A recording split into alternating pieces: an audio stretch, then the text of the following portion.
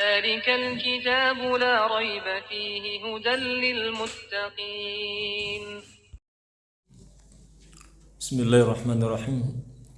السلام عليكم ورحمة الله وبركاته. إن الحمد لله نحمده ونستعينه ونستغفره ونعوذ بالله من شرور أنفسنا ومن سيئات أعمالنا. من يهده الله فلا مضل له ومن يضلله فلا هادي له.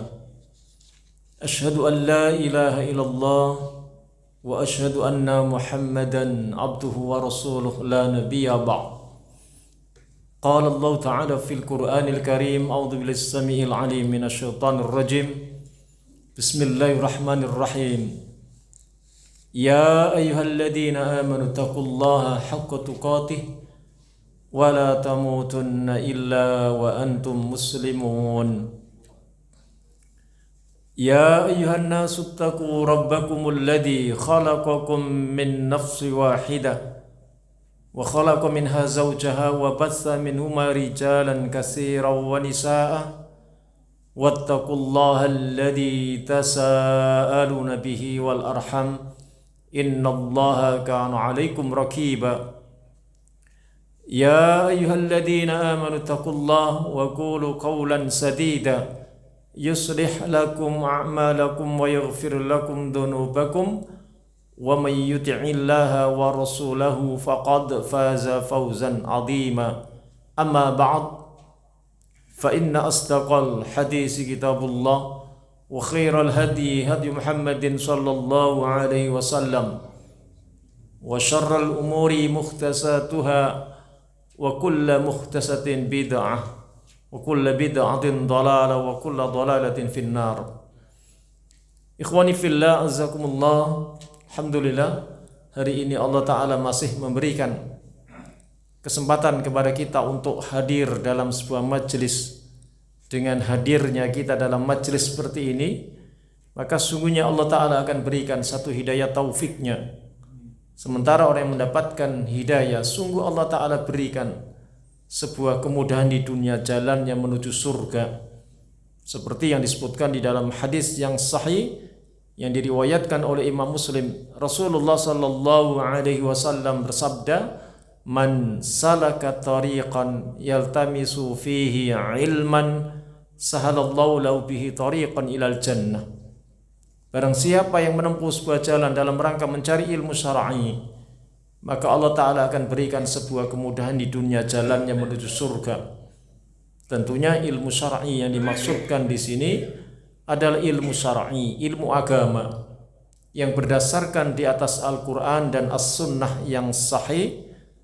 Setelah itu difahami menurut para sahabat radhiyallahu anhum, dan tentunya ilmu yang sudah dipelajari tersebut maka juga wajib diamalkan, seperti yang disampaikan oleh seorang sahabat Ibnu Mas'ud radhiyallahu an dengan perkataannya yang sangat populer sekali, "Ta'allamu fa idza alimtum fa'malu."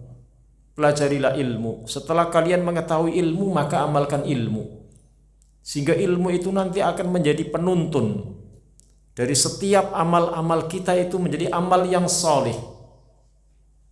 Seperti yang disampaikan oleh seorang Amirul Mukminin Umar bin Abdul Aziz pernah mengatakan, "Man abadallah bi ghairi ilmin kana ma yufsiduhu aksaru mimma yuslih." Barang siapa yang beribadah kepada Allah tanpa didasari dengan ilmu, maka kerusakannya itu lebih banyak dibandingkan kebaikannya. Karena setiap amal itu membutuhkan penuntun, membutuhkan imam, sehingga kalau tidak ada imamnya maka amal itu menjadi rusak. Dan itulah yang menjadikan setiap amal itu harus ada penuntunnya. Makanya seorang sahabat Ibnu Mas'ud pun juga pernah mengatakan dengan perkataannya, "Al-ilmu imamul amal wal amalu tabi'uhu." Ilmu itu adalah imamnya amal dan amal itu adalah pengikutnya. Artinya setiap amal mengharuskan ada penuntunnya, dan penuntunnya itu adalah imam. Dan itulah yang kita sedang cari pada hari ini.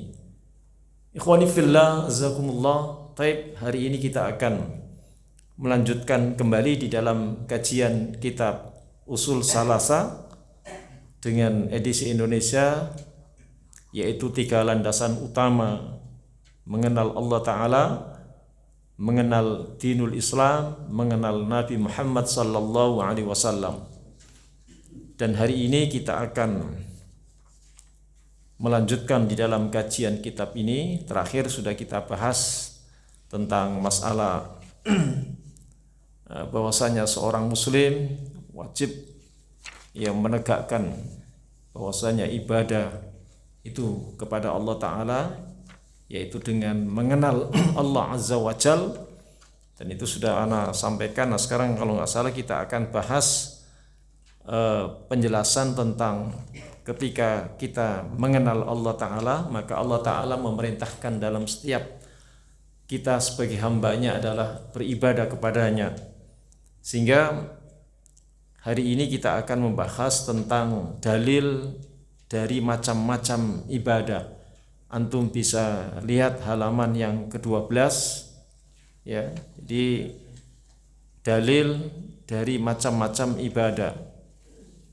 Dan kalau disebutkan tentang ibadah, kalau nggak salah dulu sudah pernah ana sampaikan tentang makna di dalam sebuah ibadah.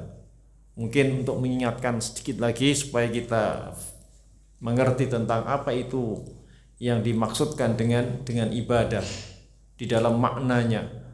Maka ibadah itu sebagaimana penjelasan seorang ulama besar seperti Syekhul Islam Ibnu Taimiyah pernah mengatakan, al-ibadah hiya ismun jami' likulli ma yuhibbuhu Allahu wa yardahu minal aqwali wal a'mali ad-dhahirah wal batinah.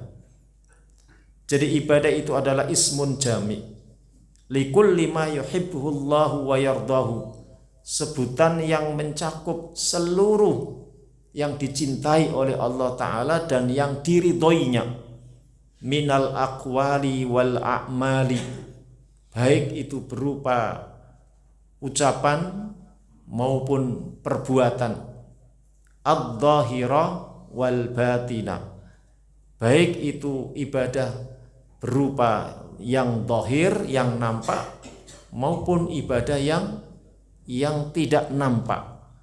Apa itu ibadah yang nampak? Ya ibadah yang seperti sholat, zakat, puasa, haji. Maka ini adalah ibadah-ibadah yang dhahir, yang nampak. Lalu ada ibadah yang batin, yang tidak nampak. Apa ibadah yang tidak nampak? Seperti sabar, tawakal, ridha terhadap takdir ya yang diberikan oleh Allah Ta'ala kepada kita. Maka itu ibadah-ibadah yang tidak nampak. Bahkan ibadah yang tidak nampak, yang batin itu nilainya kalau dibandingkan dengan ibadah yang zahir tidak kalah pentingnya. Ya, tidak kalah pentingnya. Dua-duanya penting, tapi juga zahir penting, batin pun juga penting. Bahkan Syekhul Islam Ibnu Taimiyah itu pernah mengatakan, jika ibadah zahir dan batin itu bertemu, lalu ibadah batinnya dia tidak tegakkan, maka boleh jadi ibadah yang zahir itu Allah tidak membutuhkan. Ya, Allah tidak membutuhkan. Sebagai contoh, ketika beliau memberikan penjelasan bahwasanya ketika ada seorang ummahat atau seorang ibu, seorang perempuan yang pada saat dia sedang menjalankan ibadah yang zahir, yaitu pada saat dia sedang menjalankan ibadah saum, puasa, maka ketika di akhir waktu yang tinggal beberapa menit saja, mungkin kurang lebih 10 menit atau mungkin bisa 5 menit menjelang maghrib, pada saat itu kemudian kudrahnya sebagai seorang wanita pun juga Allah berikan ya, datang bulannya pada saat itu. Lalu ada seorang ibu itu yang kemudian tidak tidak menerima takdirnya pada saat itu dia sedang datang bulannya. Lalu ia mengatakan tidak terima. Waduh, kok keluar? Bukannya nunggu sebentar lagi, tinggal 5 menit lagi mau waktu maghrib, kenapa keluar? Udah begitu dia menggugah, mengungkit. Kalau tahu begini, tadi pagi saya nggak akan puasa, saya makan nasi uduk, ya kan? Kalau begitu siangnya saya minum es cendol dan lain sebagainya. Dia tidak terima. Ya, maka kata Syekhul Islam Ibnu Taimiyah, Allah tidak membutuhkan puasa tadi, ibadah yang zahir itu. Ketika dia menolak ibadah batin pada saat dia harus menerima takdirnya. Dia ridho, dia ikhlas terhadap ketentuan yang Allah berikan pada saat itu. Sebelum 5 menit menjelang maghrib, kemudian seorang perempuan ini kemudian datang bulannya. Maka betapa pentingnya ibadah yang batin ini juga. Ikhwani fillah azakumullah. Taib. Nah, ini tidak kita bahas tentang seperti apa di dalam takrifnya karena ini banyak penjelasannya di dalam kitab ini, meskipun ya sepertinya singkat di dalam kitab ini, tapi dalam penjelasan ana sampaikan di dalam baik dalam kitab sarahnya ya maupun dalam kitab-kitab yang lain. Sarah kitab ini disarahkan oleh Syekh Shalih Utsaimin dalam kitab Sarah Usul Salasahnya. Baik, sekarang kita akan bahas tentang dalil doa ya, atau dalil dari macam-macam ibadah. Maksudnya dalil dari macam-macam ibadah ini yang terkait dengan tauhidul ibadah, tauhid ibadah, tauhid yang terkait secara langsung orang itu melakukan ibadah. Nah, yang pertama ini dibahas tentang dalil doa atau macam-macam ibadah itu. Yang pertama ini adalah doa. Lalu disebutkan tentang dalilnya di dalam doa itu, disebutkan di dalam surat Ghafir, surat yang ke-40 ayat yang ke-60. Allah Ta'ala berfirman, A'udzubillahi samiil alim minasyaitonir rajim, wa qala rabbukum ud'uni astajib lakum innal ladzina yastakbiruna an ibadati sayadkhuluna jahannama dakhirin. Dan Tuhanmu berfirman, berdoalah kepadaku, niscaya akan kuperkenankan bagimu. Sesungguhnya orang-orang yang menyombongkan diri dari menyembahku akan masuk neraka jahanam dengan keadaan hina dina. Artinya pada saat orang itu berdoa, maka berdoa itu tidak boleh dipalingkan kepada selain Allah Ta'ala, dan itu bentuk menyombongkan diri.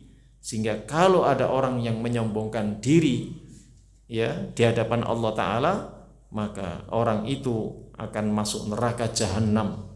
Dan neraka jahanam itu sesungguhnya tempatnya orang-orang yang sesungguhnya hina dina tadi. Makanya dalam riwayat Imam Tirmidzi disebutkan Rasulullah sallallahu alaihi wasallam bersabda, ad-du'a'u mukhul ibadah. Doa itu adalah ya intisarinya di dalam sebuah ibadah, rohnya di dalam sebuah ibadah. Ya, sehingga doa itu bagi seorang muslim adalah senjata. Ya, bagi seorang muslim adalah senjata. Makanya ada sebagian dalam rangka mematikan orang Islam supaya doanya itu tidak diterima oleh Allah Ta'ala.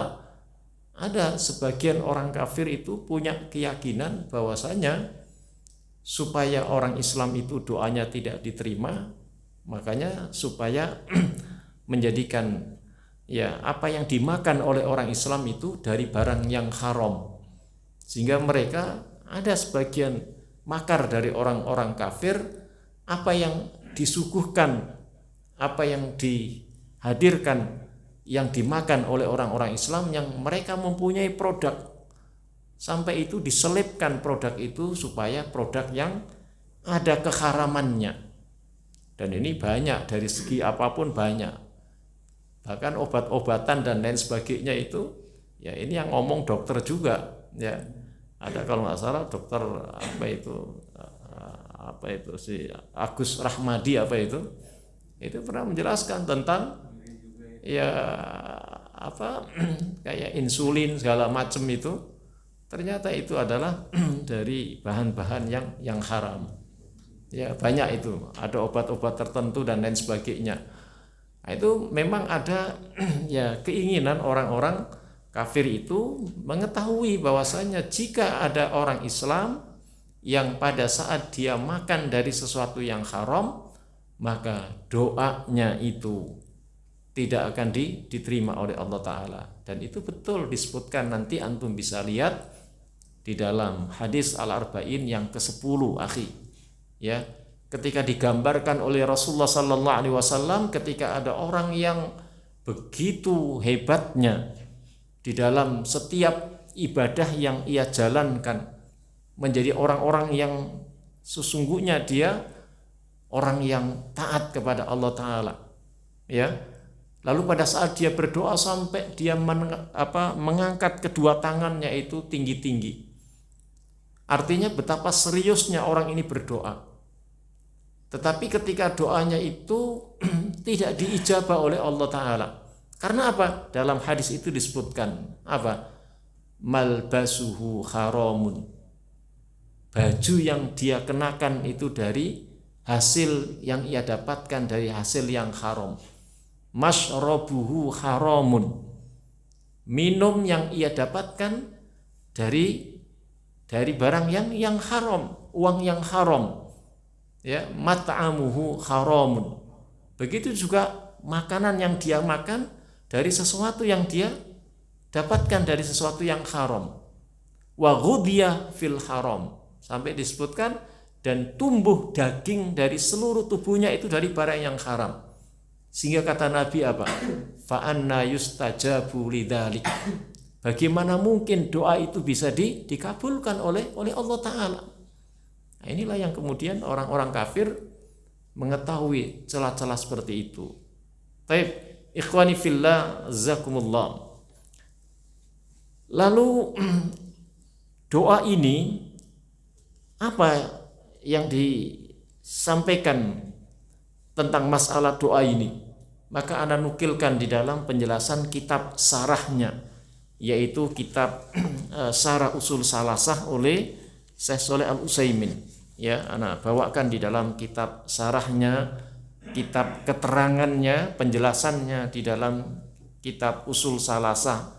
Usul Salasah ini kan kitabnya Syekh Muhammad bin Abdul Wahhab At-Tamimi yang beliau lahir itu sekitar tahun 1115 Hijriah dan wafat tahun 1206 Hijriah, lalu disarahkan oleh Syekh Shalih Al-Utsaimin, ya, ulama besar dari Arab Saudi, ya. Beliau kemudian menjelaskan tentang doa ini. Apa kata beliau? Wa'lam anna du'a nau'an. Ya, ketahuilah bahwasanya doa itu ada dua macam. Jadi doa itu ada dua macam.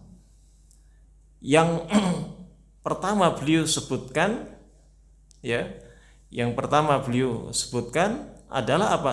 Doa masalah. Doa masalah. Apa doa masalah? Doa permohonan. Ya, nanti kita akan jelaskan seperti apa doa masalah. Maka doa masalah itu beliau sampaikan, ya, doa masalah, yaitu apa? Huwa du'a'ut tulab ai tolabul hajat. Yang dimaksud doa masalah ini adalah doa permohonan, ai tulabul hajat, yaitu memohon di dalam hajatnya, ya, memohon di dalam hajatnya, dalam keinginannya. Sehingga beliau mengatakan huwa ibadatun idza kana minal abdi li rabbih. Doa hajat ini, doa permohonan ini, ya, menjadikan nilainya itu ibadah idza kana minal abdi li rabbih, apabila doa itu dilakukan oleh seorang hamba terhadap Rabb-nya. Ya, terhadap Rabb-nya. Artinya apa? Ada seorang hamba yang pada saat dia berdoa, lalu doa itu ditujukan kepada Allah Ta'ala. Ya, doa itu ditujukan kepada Allah Ta'ala. Maka doa itu bernilai ibadah. Ya, doa itu bernilai ibadah. Memang awalnya menjadikan hajat kita. Umpamanya, ya Allah, berikan saya rizki. Ya Allah, berikan saya kesehatan. Maka pada saat ditujukan kepada Allah Ta'ala, maka doa itu bernilai ibadah. Ya, doa itu bernilai ibadah. Sedangkan orang yang melakukan sebuah ibadah, maka sungguh kalau ibadah itu ditujukan kepada Allah Ta'ala, maka akan mendatangkan pahala tentunya. Ya, mendatangkan pahala. Ya, jadi ibadah itu akan mendatangkan pahala. Kenapa mendatangkan pahala? Maka di sini disebutkan kok ditujukan kepada Rabb-nya, li'annahu yatadhammanul iftiqar ila Allah Ta'ala wal luju'u ilaihi. Karena apa? Karena pada saat ditujukan kepada Allah Ta'ala itu, ya, dalam bentuk membutuhkan kepada Allah Ta'ala wal luju'u ilaihi, dan berserah diri kepadanya. Sehingga apa? Tanpa ada pamrih tertentu, tanpa ada bentuk-bentuk yang menghalangi ibadah itu, ya, terhadap Allah Ta'ala. Artinya apa? Ibadah itu tidak dilakukan dengan cara-cara yang tidak dibenarkan di dalam syariat. Kan apa ada orang yang ibadah itu tidak tidak berdasarkan di atas syariat? Ada banyak. Ya, justru melanggar syariat pada saat ibadah itu, ya, dilakukan dengan cara ya, taruhlah melakukannya dengan cara tawasul, dengan cara tawasul bil batil, tawasul dengan cara yang batil, yang tidak dibenarkan menurut syariat ini, lalu dengan perantara seperti mendatangi kuburannya fulan dan fulanah umpamanya, mendatangi tempat-tempat tertentu yang tempat tertentu itu dianggap mendatangkan keberkahan ini, keberkahan itu. Lalu kemudian dia memohon kepada Allah Ta'ala tetapi dengan perantara untuk mendapatkan keberkahan tadi dari kuburan-kuburan tertentu dan lain sebagainya. Maka ini tawasul dengan cara yang batil. Ya, makanya Allah Ta'ala mengingatkan di dalam surat Yunus ayat 106, a'udzubillahi samil alim minasyaitonir rajim, wala tad'u min dunillahi ma la yanfa'uka wa la yadurruka fa in fa'alta fa innaka idzam minadh dhalimin. Janganlah kamu berdoa kepada selain Allah, yang selain Allah itu tidak mendatangkan manfaat dan juga tidak akan menolak yang mahdarat, yang bahaya. Jika kamu melakukannya, maka kamu menjadi orang-orang yang zalim.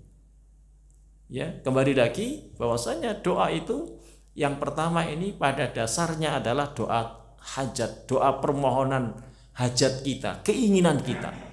Maka keinginan kita itu hendaknya diikat dengan ditujukan kepada Allah Ta'ala. Maka itu nanti akan bernilai ibadah, dan jangan pernah berpaling dari, ya, ditujukan kepada selain Allah Ta'ala. Makanya kemudian yang kedua kata Syekh Shalih Utsaimin apa? Yang kedua yaitu doa wa amad du'aul ibadah. Ya. Adapun yang kedua ini adalah doa ibadah. Apa doa ibadah itu? Jadi kalau tadi yang pertama itu doa hajat, keinginan kita, ya, tapi yang kedua ini adalah doa ibadah. Apa doa ibadah? Yaitu fa'iyyata'abbada lil mad'u, ya, yaitu bahwasanya yang berdoa itu melakukannya yaitu dalam penyembahan terhadap yang diseru. Artinya apa? Orang itu berdoa, dia melakukannya terhadap Allah Ta'ala yang diseru kepada Allah Ta'ala. Kenapa? Tolaban li sawabihi wa khaufan min iqabihi. Dengan harapan apa?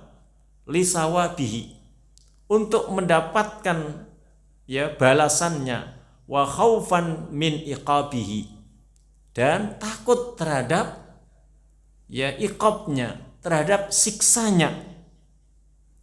Jadi ibadah itu sesungguhnya ya ada dua minimal. Yang pertama adalah untuk mengharapkan ya apa balasannya. Apa balasan yang dia inginkan pada saat orang itu ya berdoa? Salah satu dari doa itu adalah bagian dari ibadah, maka mengharapkan balasannya. Maka balasan dari setiap ibadah, maka balasannya itu di akhirat. Bukan di dunia balasannya itu. Ini bedanya doa hajat dengan doa ibadah ini. Sehingga apa? Doa ibadah itu kerangkanya adalah pada saat dia melakukannya untuk mengharapkan pahalanya. Ya, balasannya. Maka balasan itu bukan di dunia tetapi di akhirat. Ya, di akhirat, bukan di dunia. Di akhirat. Kenapa kok mengharapkan itu di akhirat? Karena memang balasan di akhirat itu adalah surga yang kita minta sama Allah Ta'ala. Seperti ketika Rasulullah Sallallahu Alaihi Wasallam ya disebutkan di dalam hadis yang sahih riwayat Imam Bukhari dan Imam Muslim, ketika beliau berkata kepada Ibnu Abbas ya, pada saat Ibnu Abbas itu ditanya, bagaimana engkau pada saat engkau berdoa, apa yang engkau minta? Maka kemudian Ibnu Abbas mengatakan, Allahumma inni as'alukal jannah wa a'udzubika minan nar. Ya Allah, sungguhnya aku memohon kepadamu surga dan aku berlindung ya dari neraka. Ini doa yang dipanjatkan oleh Ibnu Abbas ketika ditanya oleh Rasulullah Sallallahu Alaihi Wasallam. Hadis ini sahih, ya, riwayat Imam Bukhari dan juga Imam Muslim menjelaskan di dalam hadis ini. Sehingga apa? Doa itu menjadikan sesungguhnya harapan yang ia dapatkan adalah apa? Ingin mendapatkan pahala di surga itu nanti, ya, balasannya di surga itu. Dan juga yang kedua tadi yang disebut dengan apa? Takut, ya, wa khaufan min iqabihi, takut terhadap siksanya, yaitu apa? Masuk ke dalam neraka. Makanya kalau ketika kita ini ibadah, maka ibadah itu jangan sekali-kali mengharapkan balasan di dunia. Kalaupun Allah Ta'ala balas di dunia, alhamdulillah. Enggak dibalas karena memang tujuannya itu di akhirat. Ya, tujuannya itu di akhirat. Sebab sekarang ini ada sebagian orang yang mengajak pada saat melakukan sebuah ibadah. Lalu pada saat mengajak di dalam sebuah ibadah itu, dia berikan harapannya untuk mendapatkan dunia. Ya, barangkali antum pernah mendengar ada seorang ustadz yang mengajak bersedekah. Pada saat bersedekah itu untuk mendapatkan balasan di dunia. Ya kan? Kalau antum mau pingin mobil, sedekahkan motor antum. Ya. Nanti motor itu disedekahkan, enggak lama nanti Allah Ta'ala berikan mobil. Bahkan sampai dibikin tahunnya. Kalau motornya itu tahun sekian, nanti dapat mobilnya tahun sekian. Kijang sekian, ini sekian. Ya, itu sampai disebutkan seperti itu. Ya. Pada saat bersedekah 100.000, nanti Allah lipat gandakan 10 kali lipat menjadi 10 juta nanti. Itu diiming-imingi dengan balasan di dunia. Dan ini sudah Allah sebutkan di dalam surat apa itu? surat Hud ayat yang ke, antum bisa lihat surat Hud ayat yang ke-15 dan 16 itu. Allah Ta'ala jelaskan ya dalam surat Hud ayat yang ke-15 dan 16 itu Allah sebutkan a'udzubillahi samil alim minasyaitonir rajim. Man kana yuridul hayatad dunya wa zinataha nuwaffi ilaihim a'malahum fiha wa hum fiha la yubkhasun. Kata Allah Ta'ala apa? Man kana yuridul hayatad dunya, barang siapa yang menginginkan kehidupan dunia, wa zinataha, dan perhiasannya, pernak-perniknya yang menarik dari dunia ini, ya kan? Nuwaffi ilaihim, maka akan kami balas mereka a'malahum, ya, amal-amal mereka itu akan kami balas, ya, a'malahum fiha, akan kami balas. Artinya apa? Dalam penjelasan Al-Hafidz Ibnu Katsir, orang-orang yang pada saat dia menginginkan dunia lalu dia beramal, maka pada saat dia beramal untuk dunia itu, maka oleh Allah Ta'ala akan dibalas betul, ya. Wahum fiha la yubkhasun. Nah, ini dipertegas lagi dalam ayat ini, wahum fiha la yubkhasun. Dan orang itu tidak akan dirugikan untuk urusan dunia, ya, tidak akan dirugikan. Ya, kalaupun kemudian pada akhirnya rugi, sampai sekarang ini ada yang komplain begitu, nah itu bagian dari takdirnya, kan begitu kan? Sekarang ini banyak sekali yang komplain kan, sampai pusing itu ustadznya ini kalau nggak salah itu, ya kan? Udah mau dipolisikan dan lain sebagainya kan begitu, ya. Nah, ayat yang ke-16-nya ini baru Allah ancam di dalam ayat ini apa?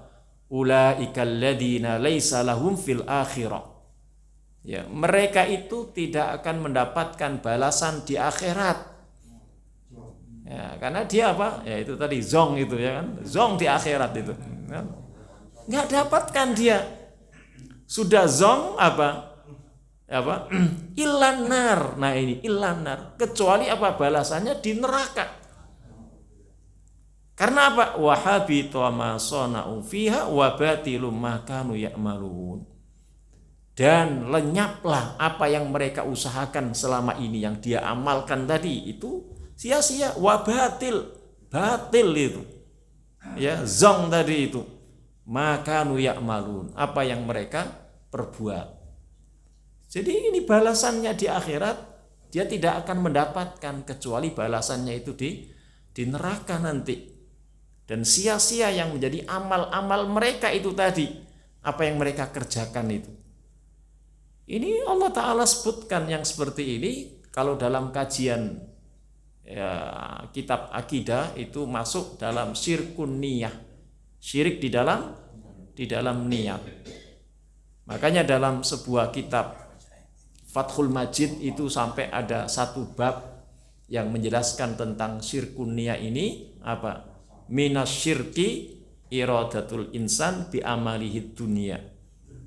Termasuk perbuatan syirik, ya, ketika ada seseorang yang ya beramal karena ingin mendapatkan atau motivasinya karena ingin mendapatkan balasan di dunia. Itu bagian dari syirik yang disebut dengan syirkun niyah, syirik di dalam niat, tujuan pada saat dia melakukan ibadah. Ya. Jangankan seperti itu, ketika kita itu melakukan sesuatu ibadah yang sesungguhnya ibadah itu kan disuruh ikhlas oleh Allah Ta'ala, maka ikhlas itu hendaknya dibarengi dengan tasbih, dengan ketetapan dan kekuatan. Tidak saja pada saat niatnya itu karena Allah, tetapi pada saat yang kedua adalah apa? Pada saat menjalankan itu hendaknya tidak melakukan riya. Ya, tidak melakukan riya. Riya itu apa? Ibadah itu ya dia tujukan kepada selain Allah Ta'ala supaya dia apa? Dilihat oleh orang lain. Ya, Dan itu nanti akan mendapatkan sanjungan karena menginginkan dilihat oleh orang lain. Namanya juga riya. Sampai ada istilah orang Betawi bilang apa? Keriaan itu apa namanya? Hajatan itu kan dia dibilang apa? Keriaan, ya kan? Keriaan itu kan. Riya gembira kan? Riya gembira itu kan ya itu bisa dari kata riya itu. Itu banyak. Ya, jadi bahasa Arab itu penyerapannya banyak diambil dari bahasa Indonesia itu penyerapannya banyak diambil dari bahasa Arab itu banyak.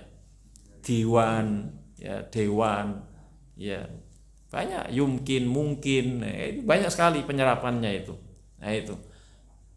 Nah, tidak saja pada saat dia melakukan ibadah harus tasbih, tetapi kata Syekhul Islam Ibnu Taimiyah ketika menjelaskan dalam kitab Tazkiyatun Nafsnya apa? Selesai melakukan ibadah pun juga harus tasbih, punya ketetapan, punya kekuatan supaya tidak melakukan apa? Sum'ah. Apa itu sum'ah? Sum'ah itu ketika orang sedang selesai, ketika seseorang itu sudah selesai melakukan ibadah, maka ibadah itu supaya didengar oleh orang lain, supaya diketahui oleh orang lain.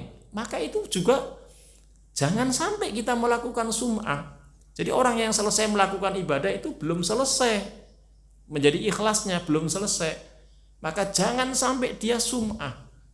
Jangan sampai orang lain itu mengetahui, diperdengarkan begitu. Umpamanya kan sekarang banyak ini. Orang itu selesai umroh umpamanya, update status. Nah, foto di dekat Ka'bah kan begitu kan? Wah, ini lihat nih, wah nih siapa yang selama ini ngeremehin aneh ini gini-gini juga bisa umroh ini, kan begitu kan?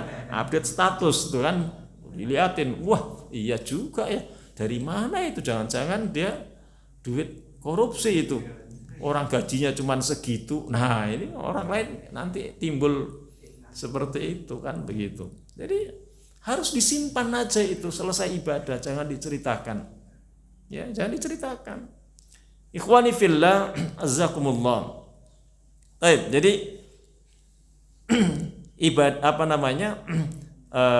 tolaban lisawabihi. Jadi dengan harapan untuk mendapatkan balasan ya berupa pahala, wa khaufan min iqabihi, dan takut dari siksanya. Artinya apa? Orang yang melakukan ibadah itu harus menghadirkan rasa takut. Ya, harus menghadirkan rasa takut karena Allah Ta'ala punya ancaman, yaitu apa? Nerakanya. Maka neraka Allah itu harus ditakuti, jangan sampai tidak ditakuti. Sehingga ketika orang itu melakukan ibadah, maka dia akan menjaga ibadahnya. Ya, jangan sampai dia riya, jangan sampai dia sum'ah, ya.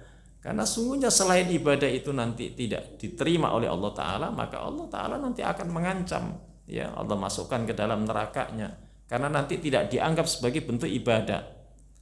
Makanya kemudian beliau menjelaskan berikutnya, kata Syekhul Utsaimin, wa hadza la yasihu li ghairillah. Yang demikian itu maksudnya apa? Doa secara ibadah tadi itu tidak boleh dipalingkan kepada selain Allah. Ya, tidak boleh dipalingkan kepada selain Allah. Wa sarafahu li ghairillah syirkun akbar. Nah ini, dan jika doa itu dipalingkan kepada selain Allah, maka nanti bisa menjadikan syirkun akbar, syirik yang besar, yaitu tadi syirkun niyah, syirik di dalam niat. Ya, masuk di dalam syirik di dalam niat. Bahkan bisa terancam mukhrijun anil millah. Bisa keluar dari milah ini kalau orang itu sering melakukan perbuatan syirik besar, akhi. Ya, itu bisa menjadikan mukhrijun anil millah. Bisa keluar dari milah ini. Kalau seorang muslim sering sekali melakukan perbuatan syiriknya itu syirik besar. Ya, sekali saja seorang muslim melakukan perbuatan syirik besar, itu kan Allah Ta'ala tidak mengampuni. Disebutkan dalam surat apa itu? An-Nisa ayat 48. Allah Ta'ala berfirman, A'udzubillahi samil alim minasyaitonir rajim. Innallaha la yaghfiru ay yushraka bihi wa yaghfiru ma duna dzalika liman yasha wa may yusyrik billah faqad iftara itsman 'adzima. Sesungguhnya Allah tidak mengampuni dosa syirik dan Allah mengampuni dosa selain syirik. Barang siapa yang melakukan perbuatan dosa syirik, sungguh dia telah melakukan dosa yang amat besar. Ya, dosa yang amat besar. Kalaupun dia sempat bertobat, orang yang melakukan perbuatan dosa syirik besar ini, maka tidak serta-merta Allah Ta'ala ampuni. Beda dengan dosa selain syirik. Kata Imam Nawawi dalam kitab Al-Majmu'nya, Syarah Al-Muhadzabnya ini pernah menjelaskan, kalau ada seorang muslim melakukan dosa selain syirik, maka dosa selain syirik itu Allah akan ampuni jika orang itu sempat bertobat, maka tobatnya akan diterima. Sembari beliau mengambil dalil dari hadis yang sahih riwayat Imam Tirmidzi, innallaha yaqbalu taubatal abdi ma lam yugharghir. Sesungguhnya Allah akan menerima tobatnya seorang hamba selama nyawanya belum berada di tenggorokannya, belum nazak, maka akan diterima tobatnya. Kecuali apa? Dosa yang satu, yaitu dosa syirik. Nanti antum bisa buka di dalam hadis Al-Arba'in yang terakhir, yang ke-42 itu. Maka di situ disebutkan di dalam hadis qudsi ini, kata Allah Ta'ala, dosa apa saja kalau kalian itu datang kepadaku, ya, sebesar gunung sekalipun dosa itu, asal tidak dosa syirik, maka aku akan ampuni sebesar itu pula. Kata Allah Ta'ala, kecuali dosa syirik. Makanya dosa syirik itu, seandainya orang itu sudah sempat bertobat kepada Allah Ta'ala, tidak serta-merta tobatnya itu menghapuskan, ya, di dalam kesyirikannya itu. Sehingga apa kata Imam Nawawi? Maka ketika orang itu sudah sempat bertobat, tahtal masyiah. Nah ini, tahtal masyiah. Di bawah kehendak Allah. Apakah Allah itu mengampuni atau Allah Ta'ala tidak sama sekali mengampuni. Sehingga Imam Nawawi mengatakan wallahu a'lam bissawab. Ya. Jadi belum tentu. Itu dalam tahtal masyiahnya Allah, di bawah kehendaknya Allah. Apakah Allah itu mengampuni atau sebaliknya tidak mengampuni. Tapi kalau dosa selain syirik, jika orang itu tentunya ya bertobat, maka Allah akan ampuni dosa itu. Berat dosa syirik itu. Ya. Ikhwani fillah azzakumullah. Baik. Lalu disebutkan tentang dalilnya, ya. Kenapa kok dikatakan orang itu termasuk ya dosa syirik pada saat orang itu melakukan, diawali doa kemudian dia palingkan kepada selain Allah, ya, maka menjadikan orang itu ya diancam oleh Allah Ta'ala seperti yang disebutkan di dalam firman Allah Ta'ala dalam kitab ini tadi. Antum bisa lihat itu dalam surat Ghafir ayat yang 60 itu, akhi ya. A'udzubillahi samil alim minasyaitonir rajim.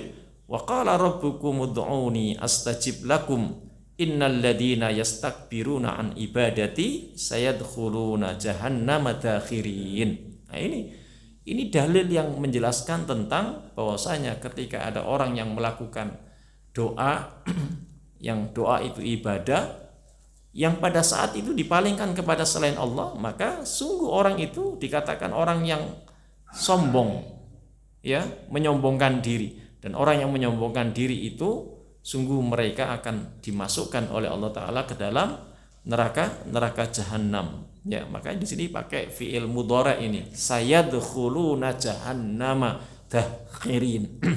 Jadi diancam sama Allah Ta'ala akan dimasukkan, ya, akan dimasukkan ke dalam neraka jahanam. Dan neraka jahanam itu sesungguhnya tempatnya bagi orang-orang yang hina dina tadi. Ikhwani fillah, azakumullah. Taib. Nah, sekarang akan ana sampaikan kepada antum ya kaidah-kaidah dan juga adab-adab di dalam berdoa. Ya. Nah, ini sekalian ana sampaikan ya. Ana sampaikan juga ini supaya kita memahami tentang kaidah-kaidah dan juga sekaligus adab-adab pada saat kita ini berdoa supaya kita tidak salah pada saat kita berdoa kepada Allah Ta'ala, akhi ya. Kayaknya anak sampaikan di dalam kaidah-kaidahnya dan juga di dalam adab-adabnya seperti apa di dalam berdoa kepada Allah Ta'ala ini.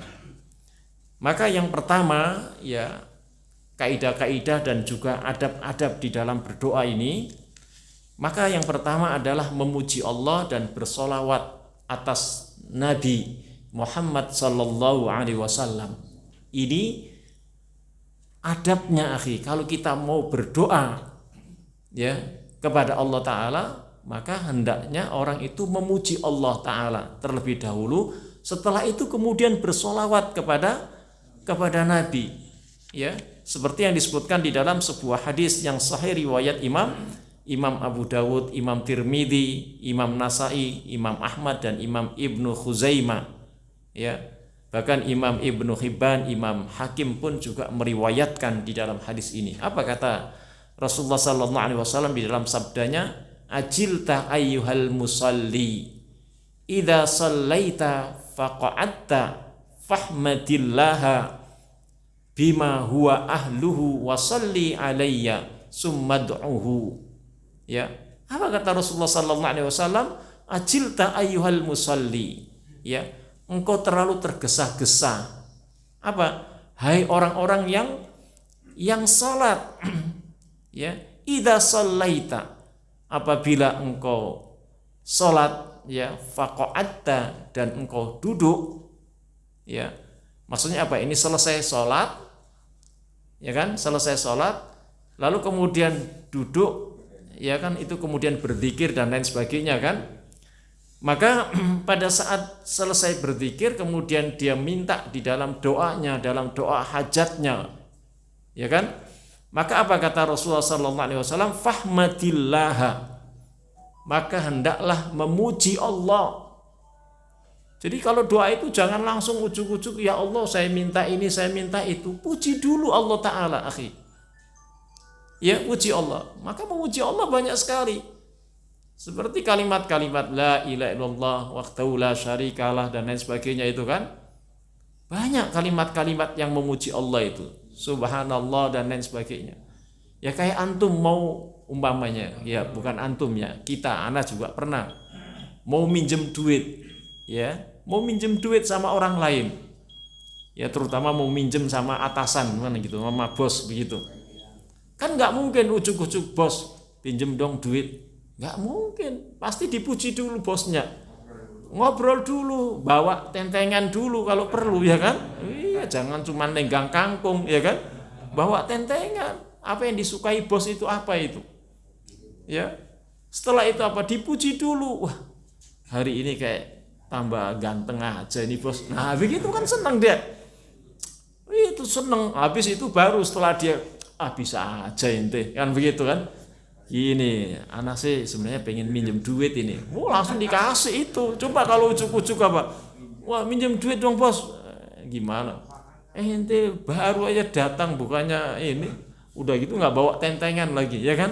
Wah udah ditolak itu. Sama ketika kita berdoa sama Allah Ta'ala, ya apa? Muji dulu sama Allah Ta'ala. Puji.